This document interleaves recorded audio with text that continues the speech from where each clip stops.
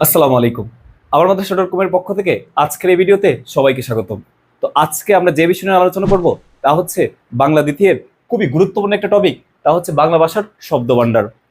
তো এই বাংলা ভাষার শব্দভাণ্ডারটা কিভাবে গুরুত্বপূর্ণ আপনারা দেখেন, আমাদের যারা বোর্ড এক্সাম আছে যেমন দাখিল, আলিম, এমনকি ভার্সিটি এক্সাম, যে কোনো কম্পিটিটিভ এক্সাম, সবগুলোতে কিন্তু এই টপিক থেকে 1 থেকে 2টা প্রশ্ন আসবে। তো আমাদেরকে এই 1 থেকে 2টা প্রশ্ন ক্লিয়ার করার জন্য এই বিষয়টাকে কি করতে হবে, ভালোমতো আয়ত্ত করতে হবে। তো চলেন আমরা কিভাবে এই বিষয়টা নিয়ে বিস্তারিত আলোচনা করে একটু দেখে নিই। তো বাংলা ভাষার শব্দভাণ্ডার প্রথমত 4 ভাগে বিভক্ত। কয় ভাগে? 4 ভাগে বিভক্ত। একটা হচ্ছে গঠন অনুসারে। গঠন অনুসারে এটা হচ্ছে আবার 2 ভাগে।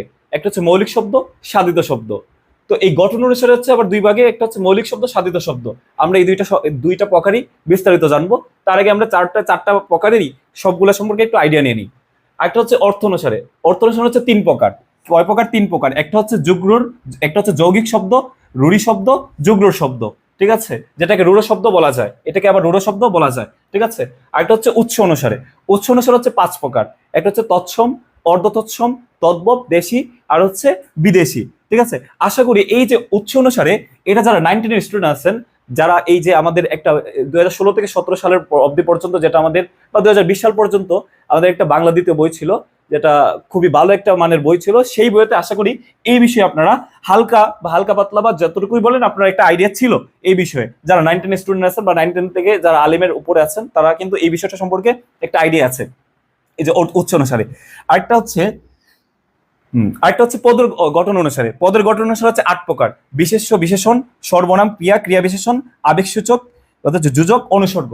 এই বিষয়টা তো আপনার একটা ধারণা আছে, কিন্তু আপনারা যখন আমাদের কোনো কম্পিটিটিভ এক্সামে আসে বা বোর্ড এক্সামে আসে, যেটা এটা কোন ধরনের শব্দ, তখন আপনারা একটু ভয় পেয়ে যান যেটা কোন ধরনের শব্দ হতে পারে। তো এই বিষয়টাকে ক্লিয়ার করার জন্যই আমরা আজকে এই 4 ভাগের প্রত্যেকটা প্রকারকে সুন্দরভাবে বিশ্লেষণ করব, যাতে করে আপনারা এই এই এই একটা বা 2টা যখনই প্রশ্ন আসবে, সেটাকে একবারে ক্লিয়ারলি, একবার এনশিওর হয়ে সেটাকে কি করতে পারেন, আনসার করতে পারেন। তো চলেন আমরা দেখে নিই। আচ্ছা, গঠন অনুসারে 2 প্রকার হচ্ছে কি কি? মৌলিক শব্দ আর হচ্ছে সাধিত শব্দ। এবার মৌলিক শব্দ কাকে বলে? যে সকল শব্দে আর কোনো অর্থযুক্ত ক্ষুদ্রতম অংশে ভাগ করা যায় না। কি বোঝা গেছে? যে সকল শব্দকে আর কোনো অর্থযুক্ত ক্ষুদ্রতম অংশে ভাগ করা যায় না, তাকে কি বলা হয়? মৌলিক শব্দ বলা হয়। আর মৌলিক শব্দ, যেমন এখন আপনারা বলতে পারেন যে মৌলিক শব্দ ভাগও করা যায়। হ্যাঁ, যদি ভাগ করা যায়, ভাগ করার পরে যদি এই ভাগকৃত শব্দগুলো যদি কোনো অর্থ প্রকাশ না করে, যদি অর্থ প্রকাশ না করে, তাহলে সেটা হচ্ছে মৌলিক শব্দ। আর যদি অর্থ প্রকাশ করে, তাহলে এটা আমরা পরে কি হয় এটা আমরা দেখে নেব। তাহলে হচ্ছে কি, যে সকল শব্দকে কি করা যায়, যে সকল শব্দকে আর কোনো ক্ষুদ্রতম অর্থযুক্ত অংশে ভাগ করা যায় না, তাকে কি বলা হয়? মৌলিক শব্দ বলা হয়। তো এরকম আমরা একটা শব্দ দেখে নিই, যেমন হচ্ছে হাত। হাতটা যদি আমরা দেখি, হাত শব্দটাকে যদি আমরা ভাগ করি, একটা হচ্ছে হা, একটা হচ্ছে তো। এই যে আমরা 2টা অংশে ভাগ করলাম, 2টা অংশে ভাগ করার পরে কিন্তু কোনো অর্থযুক্ত ক্ষুদ্রতম অংশ হয়েছে ঠিকই, কিন্তু কোনো অর্থযুক্ত অংশে কি পরিণত হয় নাই। মানে হচ্ছে কি, বিশ্লেষিত অংশ যখন মৌলিক বা মূল অংশের সাথে যখন সঙ্গতিপূর্ণ হবে না, তখন এটাই হচ্ছে মৌলিক শব্দ। একটা হচ্ছে সাধিত শব্দ। সাধিত শব্দটা আবার বুঝতে হলে, যে সকল শব্দকে কি করা যায়, অর্থযুক্ত ক্ষুদ্রতম অংশে ভাগ করা যায়, তাকে কি বলা হয়? তাকে সাধিত শব্দ বলা হয়। অর্থাৎ আপনি যে ভাগ করবেন, ভাগ করার বিশ্লেষিত অংশগুলো যখন আপনার কি হয়, মৌলিক শব্দ বা মূল শব্দের সাথে সঙ্গতিপূর্ণ হবে, তখন তাকে সাধিত শব্দ বলা হয়। তাহলে এই দুইটা যদি আমরা ক্লিয়ার করে সংজ্ঞাটা বুঝতে চাই, প্রথমটার হচ্ছে কি, মৌলিক শব্দ কাকে বলে। মৌলিক শব্দ কাকে বলে, এটা ডেফিনেশনটা হচ্ছে কি, যে সকল শব্দকে আর কোনো অর্থযুক্ত ক্ষুদ্রতম অংশে ভাগ করা যায় না, তাকে কি বলা হয়? মৌলিক শব্দ বলা হয়। অর্থাৎ আপনি যদি হাতটাকে বিভক্ত করেন, যেমন হা প্লাস তো, এটা যখন কোনো অর্থপূর্ণ শব্দে গঠন হবে না ভাগ করার পর, তখন তাকে মৌলিক শব্দ বলা হয়। আর সাধিত শব্দ কি? যে সকল শব্দকে যখন কি করা যায়, অর্থপূর্ণ ক্ষুদ্রতম অংশ ভাগ করা যায়, তখন তাকে সাধিত শব্দ বলা হয়। যেমন আমরা টিকি হাতাটাকে একটু দেখি। এই যে হাতাটা শব্দ যখন আছে না, হাতাটার হাত প্লাস এই যে হাতটা হচ্ছে কি, 2টা থেকে একটার অর্থ হতেই হবে। যখন আমরা 2টা ভাগে ভাগ করব, তখন একটার অর্থ যখন আমরা পাবো, তখন মনে করতে হবে যে এটা সাধিত। আর যখন 2টা ভাগে ভাগ করব, ভাগ করার পরে যদি কোনোটার অর্থ প্রকাশ না পায়, তখন এটা আমরা করব কি, মৌলিক। ঠিক আছে, মৌলিক শব্দ। আর সাধিত শব্দ সম্পর্কে কয়েকটা উদাহরণ দেখা যাক। একটা হচ্ছে ফুল। ফুলটাকে যখন আমরা ভাগ করতেছি, দেখেন একটা হচ্ছে ফু প্লাস ল, কি হয়েছে? 2টার কোনোটাই কিন্তু অর্থপূর্ণ ক্ষুদ্রতম অংশে ভাগ হয় নাই, দুটোটাই কোনোটাই কিন্তু অর্থ দিচ্ছে না, তখন এটা কি হয়ে যাবে, তখন এটা মৌলিক শব্দ হয়ে যাবে। আর যখন ফুলের লিখবো তখন কি হয়, ফুল প্লাস এল, এই দুইটার মধ্যে দেখেন একটা কিন্তু পরিপূর্ণ অর্থ প্রকাশ করেছে, দুইটা ভাগের মধ্যে একটা অর্থ পরিপূর্ণ ভাবে প্রকাশ করেছে, তাই জন্য এটা কি হয়েছে, এটা সাধিত হয়েছে। তেমনি আরো অনেক আছে, যেমন আমরা দেখে নেই গোলাপ, যদি আমরা গোলাপ শব্দটা লিখি, হ্যাঁ আপনারা বলেন তো গোলাপ শব্দটা কি। গোলাপ শব্দটা বলতে গেলে প্রথমে আপনাদেরকে কি করতে হবে, আমরা ভাগ করি, ভাগ করার পর যদি দেখি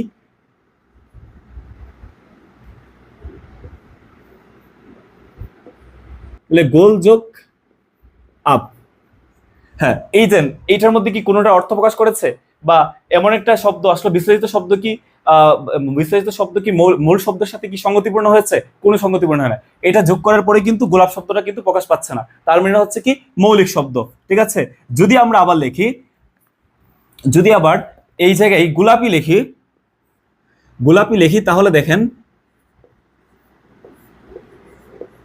গোলাপ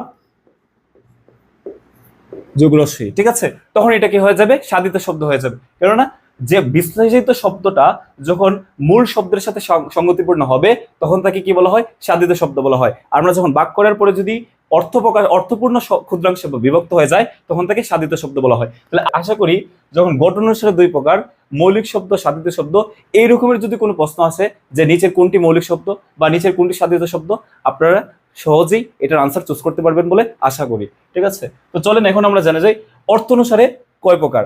অর্থ অনুসারে হচ্ছে আমরা জানি যে তিন প্রকার, একটা হচ্ছে যৌগিক শব্দ, আরেকটা হচ্ছে রূঢ়ি শব্দ, আরেকটা হচ্ছে যুগ্র শব্দ। তাহলে যৌগিক শব্দ, রূঢ়ি শব্দ, যুগ্র শব্দ, এগুলা কি আপনারা কখনো আগে শুনেছেন? আশা করি কিছু ছাত্র শুনেছেন যারা এই বিষয়ে পড়াশোনা করতেছেন বা যারা ভার্সিটির স্টুডেন্ট, ভার্সিটির জন্য প্রিপারেশন নিচ্ছেন বা আলিম বেস যারা স্টুডেন্ট আছেন তারা এটার প্রিপারেশন নিচ্ছেন। আচ্ছা, তো এখন হচ্ছে আমরা কি বুঝবো, অর্থ অনুসারে হচ্ছে তিন প্রকার, একটা হচ্ছে যৌগিক শব্দ, আরেকটা হচ্ছে রূঢ়ি শব্দ, আরেকটা হচ্ছে যুগ্র শব্দ। তো যৌগিক শব্দটা বুঝতে হলে এই যৌগিক শব্দটা কিভাবে বোঝা লাগবে তা হচ্ছে দেখে নেন, একটা হচ্ছে ব্যুৎপত্তিগত অর্থ আর ব্যবহারিক অর্থ যখন একই হবে তখন এটি কি হবে, এটা হচ্ছে যৌগিক শব্দ। যেমন ব্যুৎপত্তিগত অর্থ আর ব্যবহারিক অর্থ এটা কিভাবে একই হয়, এই জন্য আমাদেরকে একটা উদাহরণ দেখে নেই। যেমন একটা হচ্ছে ধরেন গায়ক,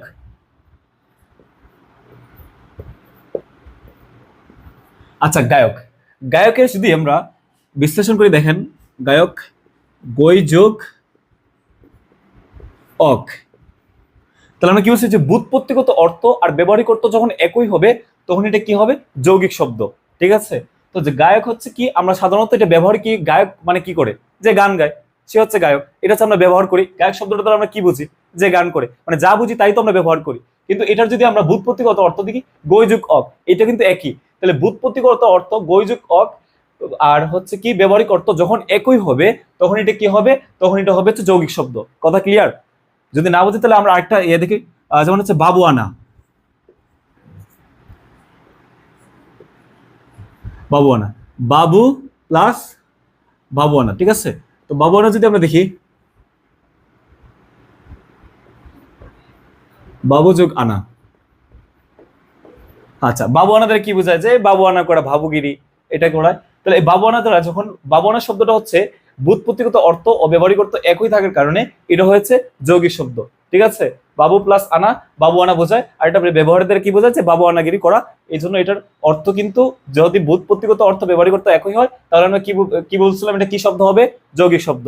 ঠিক আছে, এখন আমরা যদি আরেকটা দেখি, আরেকটা উদাহরণ দেখি, যেমন হচ্ছে কর্তব্য। ঠিক আছে, কর্তব্য, কর্তব্য মানে হচ্ছে কি, কি যোগ তব্য, মানে কোনো কিছু করা, কোনো কিছু দায়িত্ব না বা করা, এটা যদি বোঝায়, এরকমও যদি হয় তাহলে এটা কি হবে, যৌগিক শব্দ হবে। তারপরে মাথায় কনসেপ্টটা ক্লিয়ার করেন যে যৌগিক শব্দ হচ্ছে এমন একটি শব্দ যার ব্যুৎপত্তিগত অর্থ ও ব্যবহারিক অর্থ যদি একই হয় তখন তাকে কি বলা হয়, যৌগিক শব্দ বলা হয়। কথা কিন্তু বোঝা গেছে? এখন আমরা আসি রূঢ়ি শব্দ। রূঢ়ি শব্দকে আবার রূঢ় শব্দ বলা হয়। যা রূঢ়ি শব্দ বা রূঢ় শব্দ বুঝতে গেলে আমি লিখেছি দেখেন, ব্যুৎপত্তিগত অর্থ ও ব্যবহারিক অর্থ ভিন্ন, মানে দুইটার কোনো একটা মিলবে না। ব্যুৎপত্তিগত অর্থ একটা বোঝাবে, ব্যবহারিক অর্থ ভিন্ন, মানে আরেকটা বোঝাবে। বুঝতে পারছেন? যেমন এটার জন্য আমরা কয়েকটা উদাহরণ নেই, যেমন হচ্ছে কি হস্তি। আচ্ছা, হস্তি শব্দটা দ্বারা আমরা কি বুঝি? কোন একটা পশু বুঝি, যেমন হচ্ছে হাতি। কিন্তু হস্তির যদি আমরা ব্যুৎপত্তিগত অর্থ দেখতে যাই তাহলে কি বোঝায়? হস্ত যোগ ইন।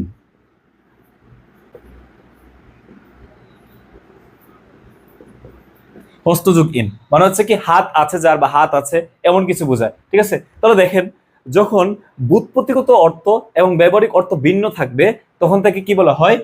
রূঢ়ি শব্দ বলা হয়। ঠিক আছে, বোঝা গেছে? যেন হস্তি দ্বারা কি বুঝি হচ্ছে?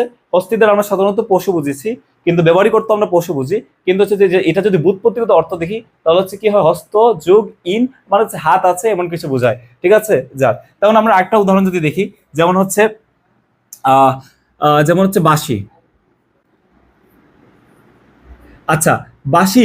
বাঁশি এখানে যে দেখতেছি আমরা যে বাঁশি, যেটার অর্থ হচ্ছে আমরা কি বুঝি? বাঁশি দ্বারা কি বোঝায়? একটা বাদ্যযন্ত্র বোঝায়। তাহলে যে ব্যবহারিক অর্থ হচ্ছে বাদ্যযন্ত্র। যদি আমরা ব্যুৎপত্তিগত দেখতে যাই তাহলে হচ্ছে বাঁশ যোগ ই। ঠিক আছে, তাহলে এই বাঁশ যোগ ই দ্বারা কি বোঝাচ্ছে? যে এখানে ব্যুৎপত্তিগত অর্থ ব্যবহারিক অর্থ কিন্তু টোটালি ভিন্ন, এই জন্য এটা কি কোন শব্দ? এটা হচ্ছে রূঢ়ি শব্দ। আমরা যদি আরেকটা উদাহরণ দেখতে যাই তাহলে কি হচ্ছে? হরিণ। হরিণ শব্দটা দ্বারা আমরা কি বুঝি? একটা পশুর নাম হচ্ছে হরিণ। আর এটা যদি আমরা ব্যুৎপত্তিগত অর্থ দেখি তাহলে হচ্ছে কি হবে? রি যোগ ইন। ঠিক আছে, তাহলে হচ্ছে রি যোগ ইন। এটা দ্বারা কি বোঝা গেছে? যে ব্যুৎপত্তিগত অর্থ একটা বোঝাচ্ছে কিন্তু ব্যবহারিক অর্থ যখন আরেকটা বোঝায় তখন তাকে কি বলা হয়? রূঢ়ি শব্দ বলা হয়। তো একটা জিনিস আপনারা খুব মনোযোগ দিয়ে শুনেন যে রূঢ়ি শব্দগুলো হচ্ছে সাধারণত কোনগুলো হয়ে থাকে একটা দেখাই। সেটা হচ্ছে সন্ধি, সন্ধি হবে, তারপর হচ্ছে পথ্য সাধিত শব্দ, তারপর হচ্ছে উপসর্গ সাধিত শব্দ। এগুলো সাধারণত কি হয়ে থাকে? এগুলো রূঢ়ি শব্দ হয়ে থাকে। ঠিক আছে, যেমন আমি যেগুলো হচ্ছে যেমন হচ্ছে গবেষণা। আচ্ছা, এই গবেষণা শব্দটা যদি কখনো কোনো পরীক্ষা আসে যেটা কোন ধরনের শব্দ, তখন আমরা যদি আপনার যৌগিক শব্দে পালাম, যদি এসেছি ব্যুৎপত্তিগত অর্থ ব্যবহারিক অর্থ একই হতে হবে। গবেষণা কখনো ব্যুৎপত্তিগত অর্থ ব্যবহারিক অর্থ কিন্তু একই না। তাহলে কি করতে হবে? এটা রূঢ়ি শব্দ দেখতে হবে। আর আমরা জানি যে রূঢ়ি শব্দ সাধারণত কোন ধরনের শব্দগুলো হয়ে থাকে? সন্ধি, প্রত্যয়, উপসর্গ সাধিত শব্দ। তাহলে হচ্ছে গবেষণা শব্দটা হচ্ছে সন্ধি। আর সন্ধিতে যদি আমরা পালাই, এটাকে যদি নেই তাহলে হচ্ছে গোযোগ এসোনা মানে হচ্ছে গরু খোঁজা। ঠিক আছে, আচ্ছা। আর গবেষণা শব্দ অর্থ কি? মানে কোনো একটা বিষয়ে মানে হচ্ছে কোনো একটা বিষয়ে বিশেষ জ্ঞান আহরণের জন্য যে প্রসেসিংটা, যে প্রক্রিয়াটা, সেটাকে কিন্তু গবেষণা বলা হয়। এটা হচ্ছে আমাদের ব্যবহারিক অর্থ। কিন্তু যখন এটাকে আমরা ব্যুৎপত্তিগত অর্থে যাচ্ছি তখন হচ্ছে গুযোগ এসোনা মানে হচ্ছে গরু কোচা। তাহলে এটা হচ্ছে কি অর্থ? ব্যুৎপত্তিগত অর্থ। তাহলে যখন এই দুইটা ভিন্ন হয়েছে তাহলে এটা কি হয়ে গেছে? রূঢ়ি শব্দ হয়ে গেছে। আর রূঢ়ি শব্দের হচ্ছে কন্ডিশন শর্তগুলো কি কি? সাধারণত কি রূঢ়ি শব্দগুলো কি কি হয়ে থাকে? সন্ধি হয়ে থাকে, প্রত্যয় সাধিত শব্দ হয়ে থাকে এবং উপসর্গ সাধিত শব্দ হয়ে থাকে। ঠিক আছে, বোঝা গেছে? আশা করি আপনারা যৌগিক এবং রূঢ়ি শব্দ দুটোটাই বুঝতে সক্ষম হয়েছেন। এখন আমরা জানবো যুগ্র শব্দ কাকে বলে। যুগ্র শব্দ জানার জন্য প্রথমে জেনে নেন যেটা হচ্ছে সমাস সাধিত শব্দ। সমাস সাধিত শব্দ প্রত্যেকগুলো কি হয়? যুগ্র শব্দ হয়। কিন্তু সবগুলো যে তা হয় তা কিন্তু না। কি কোনগুলো হতে হবে? যার ব্যুৎপত্তিগত অর্থ ব্যবহারিক অর্থ ভিন্ন হবে। ঠিক আছে, যে আপনারা এখন এমন একটা সমাস শব্দ দেখলেন, দেখার পরে টাচ করে এটা কি করে মানে সাথে সাথে ট্রান্সফার করে দিলেন যে যুগ্র শব্দ। কখনোই কিন্তু আপনারা এটা কাজ করবেন না। কেননা এমনও হতে পারে সমাস শব্দটা কি হয়? ব্যুৎপত্তিগত আর ব্যবহারিক অর্থ যদি একই বা সেম হয়ে যায় বা একইভাবে হয় তাহলে কিন্তু এটা আবার যৌগিক শব্দ হতে পারে। এই বিষয়টি আপনারা মাথায় খেয়াল করবেন। সেম সেম সেম কথা হচ্ছে আবার রূঢ়ি শব্দের ক্ষেত্রে। যখন কোনো সন্ধি, প্রত্যয় সাধিত শব্দ বা উপসর্গ সাধিত শব্দ দেখবেন, দেখার পরে দেখতেছেন যে দেখার পরে মনে করছেন যে যেহেতু আমরা জেনে এসেছি যে কি এই ধরনের এই তিনটা এই রকমের শব্দ থাকলে এটা রূঢ়ি শব্দ, কখনো কিন্তু না। যদি ব্যুৎপত্তিগত অর্থ ও ব্যবহারিক অর্থ ভিন্ন হয় তাহলে এটা হচ্ছে কি? রূঢ়ি শব্দ। যদি ব্যুৎপত্তিগত অর্থ ব্যবহারিক অর্থ যদি একই হয়, একই হওয়া সত্ত্বেও যদি এগুলো সন্ধি হয়, প্রত্যয় হয়, উপসর্গ সাধিত শব্দ হয় তাহলে এটা কিন্তু আবার যৌগিক শব্দ হয়ে যেতে পারে। ঠিক আছে, তারপর হচ্ছে যুগ্র শব্দ। আমরা কি বলেছি? যে যুগ্র শব্দ হচ্ছে এমন একটা শব্দ যার ব্যুৎপত্তিগত অর্থ এবং ব্যবহারিক অর্থ কি থাকবে? ভিন্ন থাকবে। আর এটা কি ধরনের শব্দ হবে? সমাস সাধিত শব্দ হবে। তখন এটা কি হয়ে যাবে? যুগ্র শব্দ হয়ে যাবে। আবার আমি আপনার এই বিষয়টাকে কিন্তু খেয়াল করতে বলতেছি যে কি এটা সমাস সাধিত শব্দ দেখার পরে কিন্তু আপনার যুগ্র শব্দ দিয়ে দিবেন না। যদি এটা আবার ব্যুৎপত্তিগত অর্থ ব্যবহারিক অর্থ একই হয় তাহলে কিন্তু এটা কি হয়ে যাবে? যৌগিক শব্দ হয়ে যাবে। ঠিক আছে, তো যুগ্র শব্দ দেখার জন্য আমরা কয়েকটা উদাহরণ দেখে নিই। উদাহরণ দেখে যেমন হচ্ছে কি, একটা হচ্ছে বেতার। বেতারের যদি আমরা সমাস করি তাহলে কি হয়? যে নেই তার যার। এটা হচ্ছে নেই তার যার, নেই তার যার। ঠিক আছে, তো এই ব্যথারের যদি আমরা ব্যুৎপত্তিগত অর্থের দিক থেকে খেয়াল করি তাহলে এটার অর্থ হচ্ছে কি নেই তার যার, কিন্তু আমরা ব্যথার বলতে কি বুঝি? রেডিও। তো আমরা ব্যথার বলতে কি বুঝি? রেডিও বুঝি। তাহলে আমরা ব্যবহারই করতে কি করতেছি?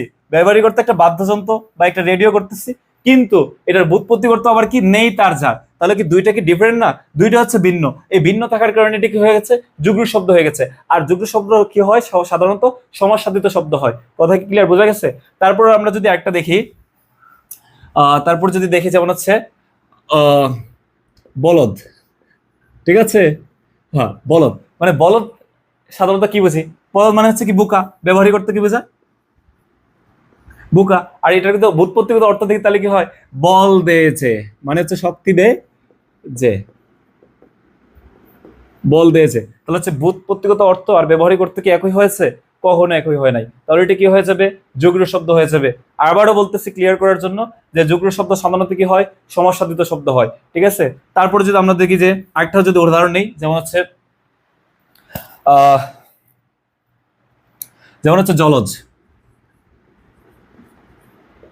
জলজ হচ্ছে কি? জল দে যে। জলজ, জলদ অর্থ হচ্ছে কি? জল দে যে। এটা হচ্ছে ব্যুৎপত্তিগত অর্থ আর ব্যবহারিক অর্থ কি একই? কখনো একই না। কারণ হচ্ছে জলদ অর্থ হচ্ছে সাধারণত মেঘ বোঝায়। কি বোঝায়? জল শব্দটা দ্বারা কি বোঝায়? জল শব্দটা দ্বারা হচ্ছে ব্যবহারিক অর্থ হচ্ছে মেঘ বোঝায়। আবার হচ্ছে জল দেয় যে, এটা হচ্ছে ব্যুৎপত্তিগত অর্থ। তাহলে এই দুইটা একই থাকার না, একই না হওয়ার কারণে এটা কি হয়েছে? যুগ্ম শব্দ হয়েছে। তারপর হচ্ছে একটা দেখুন হচ্ছে রাজপথ। রাজপুত। রাজপুত এটা হচ্ছে কি? রাজপুতের যদি আমরা সমাস করি তাহলে এটা কি হয়? রাজার পুত্র। রাজার পুত্র। আচ্ছা, রাজপুতের যদি আমরা সমাস করি তাহলে এটা কি হয়েছে? রাজার পুত্র হয়েছে। রাজার পুত্র হওয়ার কারণে আমরা রাজপুত বলতে ইন্ডিয়ান একটা ভারতে একটা জাতি ছিল রাজপুত।